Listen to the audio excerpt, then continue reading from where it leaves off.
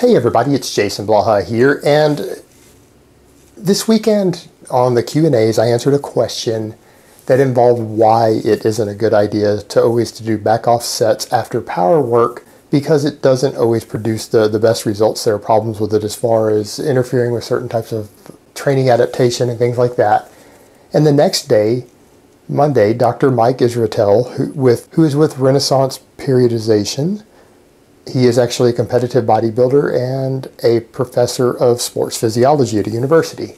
He actually got into this topic quite a bit more and broke down a number of points very succinctly for people on his Facebook wall. In the gist of what he said, he basically extrapolated upon what I said and said it very, very well. And I think someone might have saw my video, asked him a similar question, and he just jumped on top of it and wrote a fantastic answer. And the points that he raised were that when you do heavy power work, and then you follow it with high rep metabolic fatigue back off sets, it doesn't always give you the best of both worlds. It sometimes gives you a compromise and gives you a little bit of each. And this is one of the reasons that he personally is very, very big on periodization for everyone from bodybuilders to athletes.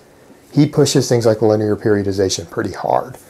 And as he pointed out, no, it doesn't always give you the best of both worlds for a number of reasons. That it may not give you either as much total power and strength and neuromuscular efficiency as you might want for true power work by doing it.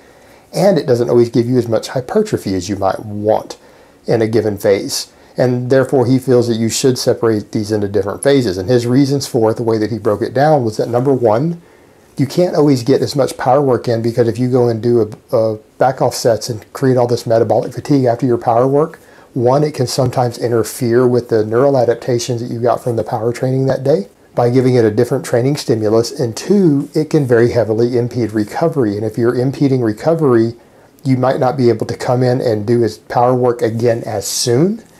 And you might not be able to lift as heavy of weights when you come in, because you're still recovering from the fatigue of the additional hypertrophy work. So therefore, your power training frequency and intensity can suffer as a result of it if it's done too often. Particularly if you're doing it all the time, it's going to suffer. So you're going to lose a little bit of your peak power as a result of it. And then as far as the hypertrophy goes, he raised an interesting point that I had never actually considered.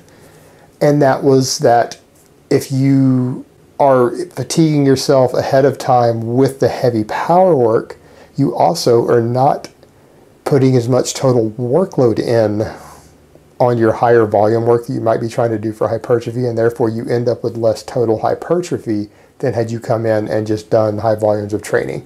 I don't know how much I buy that latter one, but it was an interesting point that he made nonetheless. And I totally see where he's coming from here, and that's one of the reasons that guys like him tend to promote things like mixing these things into phases, to where you have phases where you're focused on maximum hypertrophy and phases where you're focused on maximum power, and not necessarily mixing the two, or if you do mix them in concurrent type training, definitely not mixing them in the same day, at least not on a regular basis.